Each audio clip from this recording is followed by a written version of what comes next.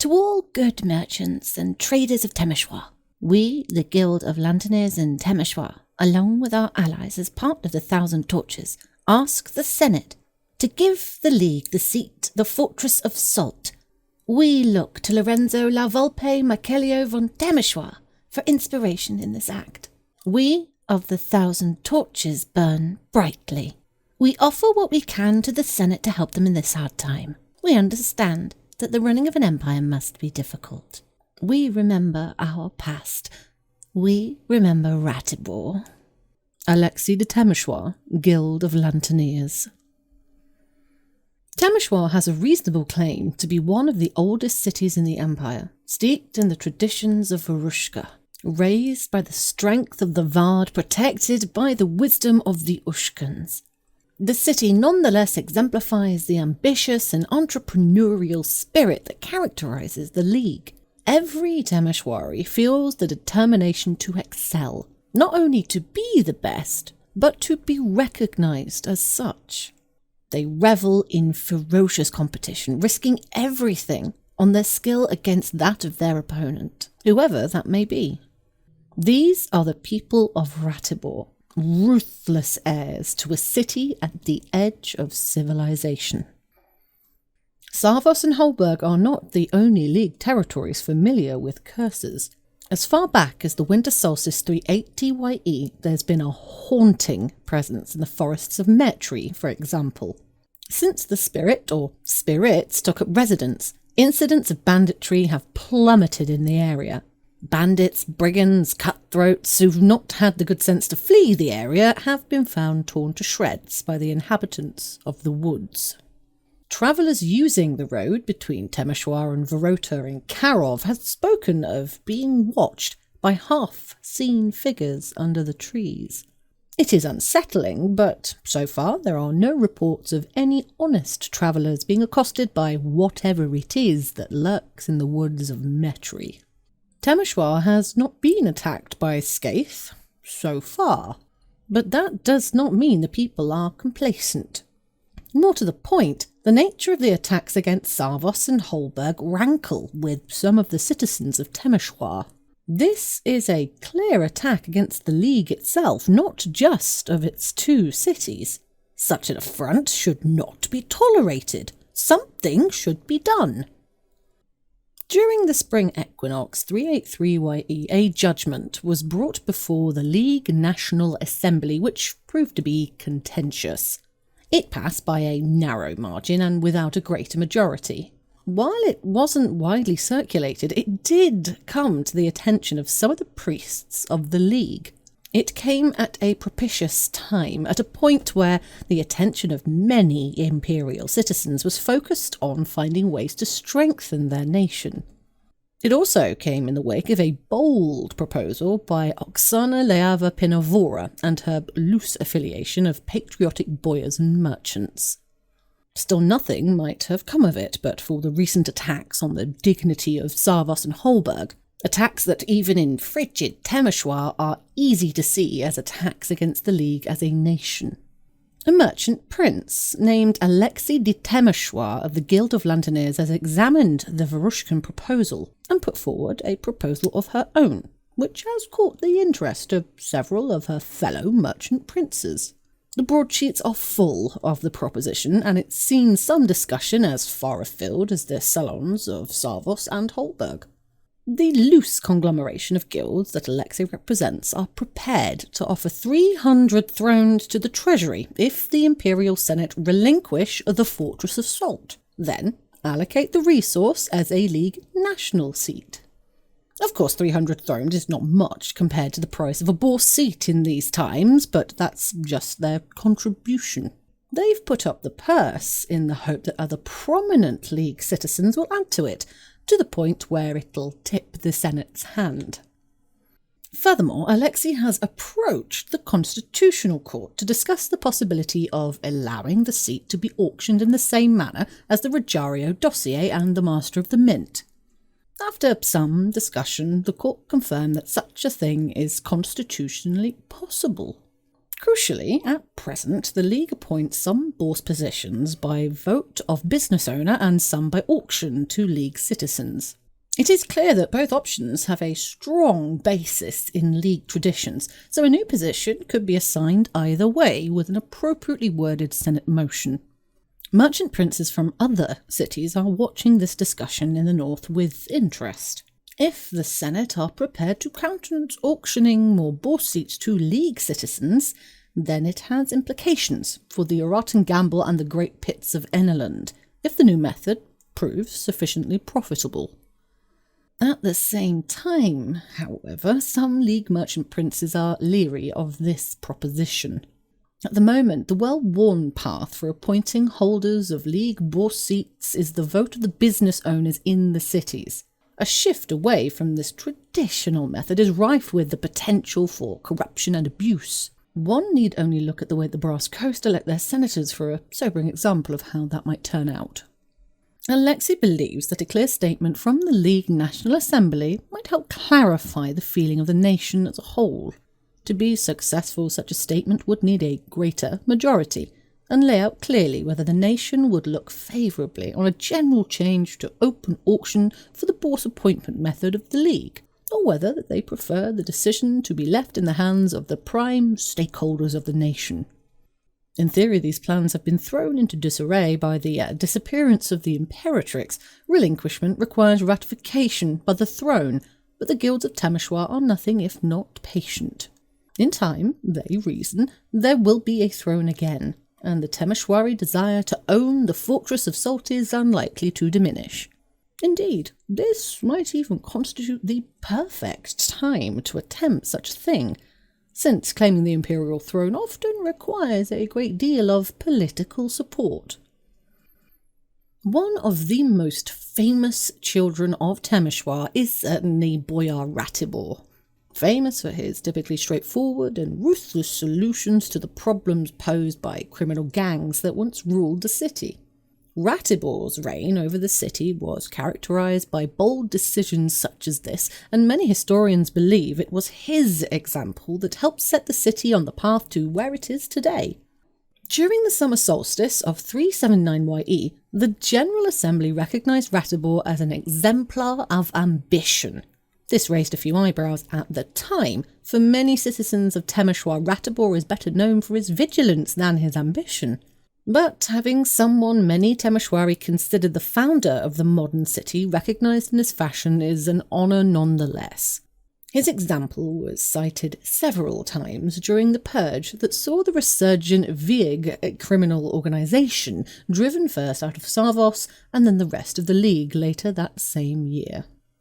Since his recognition, there have been comparatively little movement on the matter of Ratibor, which rankles some of the prouder bishops of Temeschwar.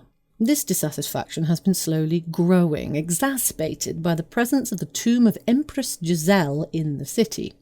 It doesn't sit right with some of them that an empress many see as fundamentally foreign. For all that she was a citizen of the League, she never made any secret of the fact that Temeschwar was a distant second to Savos in her heart, receives higher honour than a man now recognised as an example for the virtuous.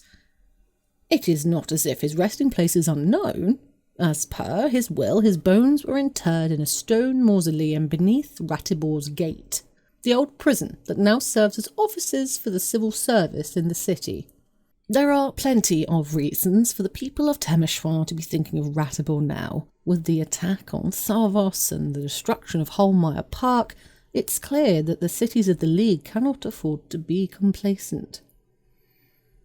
There are signs that the Viig, or a similar organisation, are on the rise again. Angry citizens, riled up by the Imperial Synod, wrecked both Lorenzo's Great Game and the legacy of vigilance. The forests of Metri remain accursed. Indeed, there are plenty of reasons to be looking to the example of Ratibor. With that in mind, Began Locula de Temeschwar has put forward a proposal that an inspirational tomb be raised in honour of Ratibor, consecrated with True Liao. The obvious candidate would be Ratibor's gate where his bones currently lie, but that'd mean relocating the civil service offices, which would prove quite disruptive and would need new premises to be found. There are two obvious alternatives, however. The Red Tower stands near the heart of the old city and is the only remaining part of Ratibor's palace still standing. It's currently used as a grain store, but it would be comparatively simple to move the supplies there to another location. There are also the Gates of Temeschwar, symbolic of Ratibor's best-known act, the casting out of the Viig. Either the Gate of Ambition or the Gate of Vigilance would be an excellent inspirational resting place for Ratibor's bones. Moving the civil service out of the prison and repurposing it as a temple dedicated to Ratibor's name would be expensive. It would also require a Senate motion and the expenditure of 20 wains of white granite and 40 crowns to refurbish the building and to find new offices for the civil service.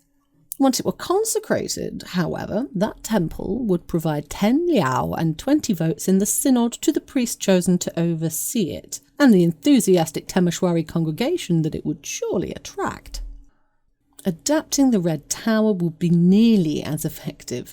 That would require 16 wains of white granite, 32 crowns, and could be achieved with either a Senate motion or an imperial wayleave.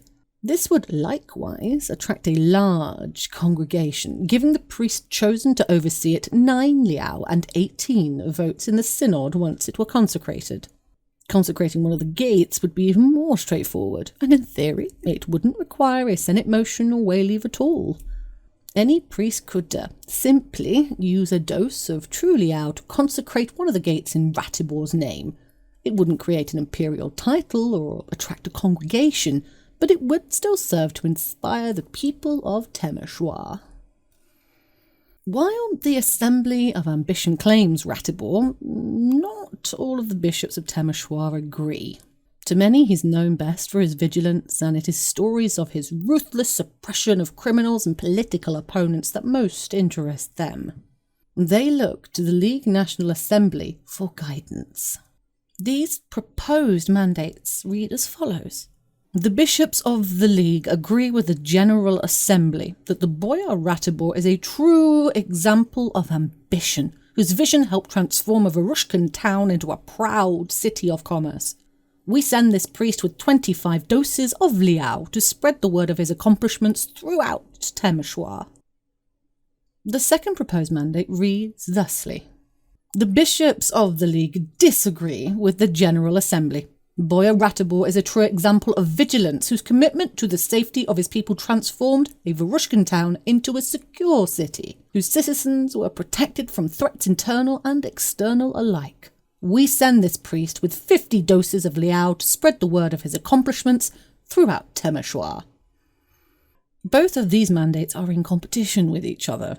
If both are raised, then the one that achieves the greatest margin will be the one that is enacted, assuming, of course, that it achieves a greater majority thanks to the influence of the Wisdom Assembly and the Sword Scholars. Whichever decision the Assembly makes will end the argument about Ratibor's inspiration for the time being.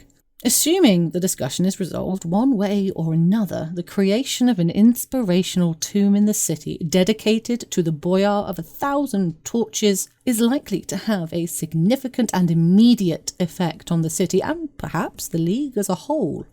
Ratibor's ambition is likely to inspire the people of the League to consider how best they might improve their cities in the coming months, whilst Ratibor's vigilance is likely to focus their efforts on ways that their cities can be better protected by enemies within and without. There is another course of action proposed not by a bishop, but a relatively humble priest from the village of Tornvale in Vargat. Yermanle Lopakin von Temeschwar is a dedicate of wisdom, who, despite his humble origins, is nonetheless respected as a theological scholar and a historian. He's suggested that rather than exacerbating that debate between those who view Ratibor as ambitious and those who see him as more vigilant in nature, a wise person might take the opportunity to uncover more of the facts before continuing. Ratibor, after all, is a pre-imperial figure. Whilst he's known for one or two significant acts, his role as an inspirational figure can presumably only be enhanced by learning more about him. The obvious way to secure more information about Ratibor would be to engage the Department of Historical Research. Yermele suggests that the Minister of Historical Research, Advisor on the Valorn, or the Imperial Advisor for the Feni could arrange this on behalf of the people of Temeschwar. There's another alternative, however. The heirs of Lepidus have already undertaken a preliminary study of Ratibor. While they'd barely begun their investigation before moving on to another project, they could perhaps be encouraged to continue their work. Whilst they're a highborn chapter, their commitment to scholarship and the histories of the exemplars and paragons is beyond reproach. A suitably worded statement of principle in any assembly, provided it received a greater majority, would be sufficient to encourage them to complete their notes and present their findings to a suitable individual. The obvious choices to review their findings would be the Cardinal of Ambition, Vigilance, or the Way, the Minister of Historical Research, or the Senator for Temeschwar, as determined by the Statement of Principle. With concrete information about the life of Ratibor, the priests of the League could then make an informed decision about how to proceed. Bishop Began is not the only one in Temeschwar thinking on matters spiritual. With the Highborn largely blamed for the curses on Sarvast and Holberg, some enterprising individuals have been talking about the ancient ruins at Melfort. The fort is said to have been in ruins when the first Varushkan settlers came here, a likely casualty of the wars between the people of Turunial and the Orcs, although some scholars think it was actually destroyed during a conflict between the Ushka and the ancestors of the Navarre. Throughout its history, people who've spent long periods of time here have reported strange dreams of sorrow, loss, and bittersweet remembrance. Unlike many such accursed places, it's gained a reputation for strangeness rather than terror or fear, and in the early years of the Empire became something of a place of pilgrimage for those suffering grief or regret. As the power of the White City and far-off Bastion waxed, however, interest in Melfort waned. In early 377 YE, the fortress was partially refitted to serve as a base of operation for groups of bravos hunting bandits and brigands preying on the Temeschwari trade. These defences are not sufficient to qualify Melfort as a fortification, but they've already helped reduce outlawry through the territory. They also drew attention to its peculiar aura and the strange effects it can have on those who spend time in meditation amid the ruins. The dreams are reminders of loss, it is true, but according to those who make the pilgrimage to the place, they are not harmful. Rather, they've reportedly helped those who have experienced those deep sorrows overcome their grief and gain the strength to move on with their lives. With increased interest in the effect of the aura there, questions have been raised about its provenance and actual nature. There have been plenty of essays written about the hill in the past, but they're largely contradictory, including claims that it is the lair of a sleeping sovereign, the site of a bodily ascent into the labyrinth of an unknown paragon, or perhaps the sentinel who's often credited with the construction of the original fort, a haunting by the ghost of a benevolent, or malevolent, depending on who one asks, healer, a durable consecration created by an unknown priest centuries before Liao was discovered or the way was even being practiced, a regio connected to Kayla or Waisrangara, and dozens of even stranger theories. Interest in the area has increased recently, and there have been clashes between those who want to exploit the site for monetary gain and those more interested in its spiritual qualities. The League egregores have identified a conjunction of the Sentinel Gate at 11:30 that apparently leads to a hitherto unexplored cavern beneath the hill itself. Perhaps this may represent an opportunity to uncover more details about what exactly is going on at Melfort and how it might help the people of Temeschwar. The conjunction is going to be at the cavern beneath Melfort in local Temeschwar.